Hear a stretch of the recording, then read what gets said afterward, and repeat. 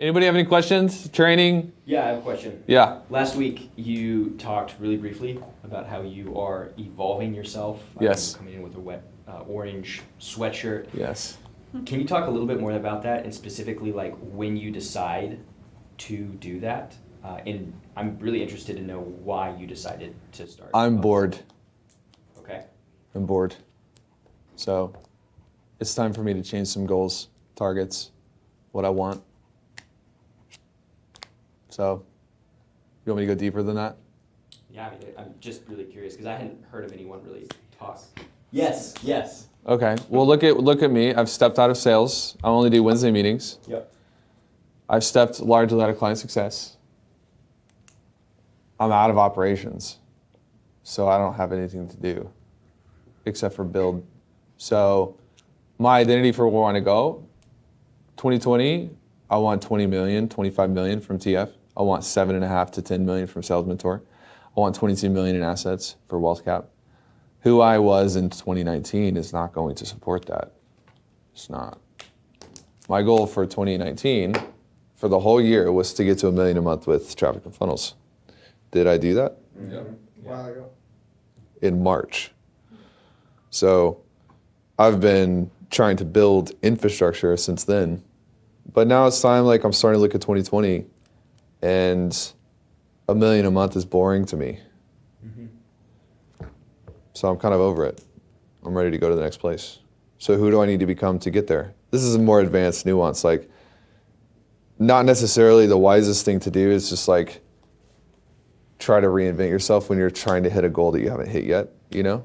But when do I know that it's time is usually when I'm just pretty consistently bored. Does that make sense? Yeah. So when you hit like a certain threshold or goal, then you change. What exactly do you change specifically? I mean, obviously we can see how you're like dressing differently, but I mean, what else are you doing? Waking up later. Trying to think through, because a lot of this is just stuff that I'm just doing to test things out. My wake up times have gone back. I have paid another personal trainer to do more physical stuff, so my diet has changed. Clothes a little bit. What I spend my time on has changed a little bit. Sometimes I feel like as a closer too, you have to give yourself the ability, we talked about this with push and pull, you have to give yourself the ability to do, to tweak your schedule. You can't forget that you're in control of your schedule. Like you're in control of what you do in the morning, you're in control of what you do in the evening. There's so much control you have to tinker with what you do during the day, what you do at night. So I've also stopped doing my end of days. I'm taking a break from all that. Sometimes you have to get out of routine to figure that out. What's next? How long will you stop doing that for? Until I feel like doing it again. But I'm optimized. It's not the same. You don't do as much for you? Huh? They don't do as much for you in the days? I do them I'm calculating all the time. I'm doing them in my head. And this is part of what I teach about normalization, homeostasis. If I like really mess up and revert back to an old version of myself, I revert back to where I was 3 weeks ago. So there's very little risk, you know? If you're in the middle of trying to reach something and you haven't normalized it, here's something tactical, is usually I will always make some sort of purchase when I've achieved some type of goal. We sort of talked about this. That's partly normalization. So you guys know what normalization is. Yeah. It's making what was previously good, average. It's making what was previously exceptional, normal, right? So typically I'll take things that I have and I will up-level some area to normalize it. And it's like climbing a mountain and you have anchor points every so often so that if you fall, you're gonna stop at what? The last anchor point. You're not gonna fall all the way down to the ground and die. So like, where are you normalizing externally as an anchor point so that if you have a bad week or whatever, if you die in a video game, you reset to the previous checkpoint. Yeah, so think of this thing as checkpoints, you know? Yeah. So the 911. Anybody remember when I started selling the NSX? It was in like April. When did we hit $1 million a month? March. So there's a new Rolex coming in this week. There's different checkpoints that are in my life strategically. She just got a new car. You got the Tesla. If you guys aren't normalizing when you hit a new level, there's probably some areas for you to slip. So, question for me, would, instead of buying something, be the equivalent of, let's say, taking the family away? So, like, No. no, gotta buy something. Well, I mean, how long do you, experiences, yeah, they're something that you need. And that's really motivating, especially for people with the personality that wants that. But if you go on a trip at the end of this month, in November, you have a really bad week. Nothing to revert back to except photos. Right, yeah, you just, you know, go all the way back. It's the same with alter ego. You know, it's the feeling of like, if you're really having a really bad day and your week is bad and you're just like, screw this, man. Like, I just need to get back to who I am. You put on one of your favorite watches, put on your favorite set of clothes, and you hop into your dream car. Is it harder for you to reset or easier for you to reset? Way easier. Way easier.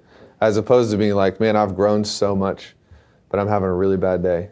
And then you hop into the car that you got in 2004 and an old hoodie with the hole in it. It's like you're resetting to a place that is way below your last checkpoint, but you have no checkpoint.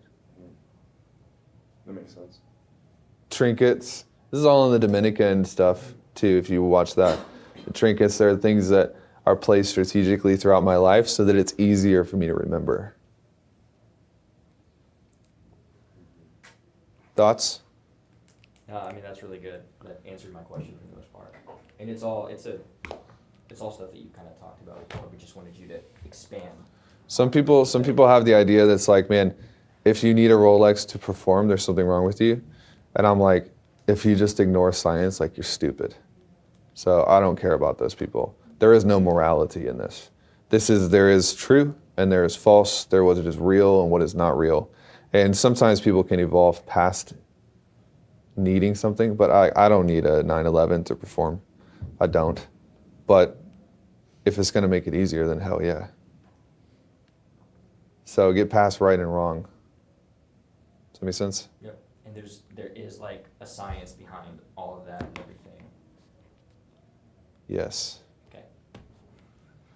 So good. Yes. Yes. So do you think normalization helps you like set a new baseline? Yes. Because I was curious to get your thoughts on consistency, like the mindset of it, to raise standards, and could you just riff on that? How do you feel having $100,000 making you money passively Feels amazing. that you can snap your fingers and get back out in cash when you need it? It's incredible. How do you feel driving your Tesla versus the bicycle you drove before? Way better. Yeah. When you get into it, how do you feel? Powerful. Powerful? Sometimes you maybe feel grateful? Yeah. Are there things in your life that induce certain feelings? Mm-hmm. You study habits, there's a trigger, always a trigger, and motivation happens at the emotional level. And when you feel an emotion,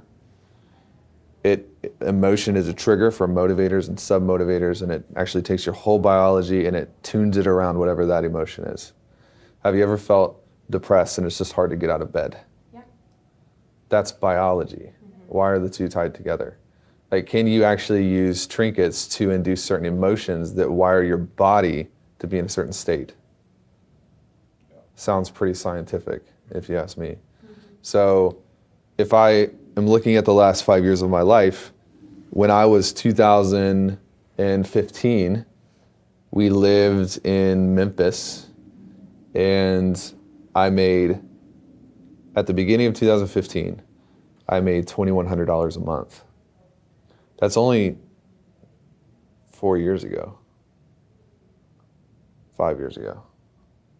How in the world How in the world? That should break your brain a little bit. That's less than 5 years ago. From $2,100, multiply that by 5 for an hour. That's all normalization. It's not that I was born for it. There's nothing that was like he just has a particular personality. I've used things in my life that help me lock in a new identity, and then I can change it to a new one fast without risking going backwards. Have you ever gone backwards? Yeah, absolutely. For how long? Well, sometimes I feel like I went backwards and my life is really hard and I'm not hitting my goals and I'm pissed off about not being where I want to be. And then I've got all of the things that I have around me and it's just like, is life really that bad? So going backwards, like define that. Like income or not feeling like you're progressing or growing. Are you really wondering if we've gone backwards knowing the meetings that we have had about sales performance? I would say a resounding yes. Yeah, okay. Because there's some months where we do 1.3 and there's some points when we do 900. Right. That's going backwards. But the goal is you have a floor and a ceiling. And the goal is you want your ceilings to get higher. And when those ceilings get higher, do not leave your floor where it is. Right, okay. Don't leave it where it's at. Because if you take your ceiling and it goes higher, you want to lift your floor up. That way the average gets higher. Okay, There's that's a, through the normalization. that's through normalization. Yeah. Because you want to know at the end of the day, if I have a bad month, can I still maintain a better version of myself than 6 months ago? Right.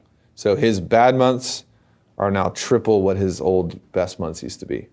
That's because floor and ceiling are raising together.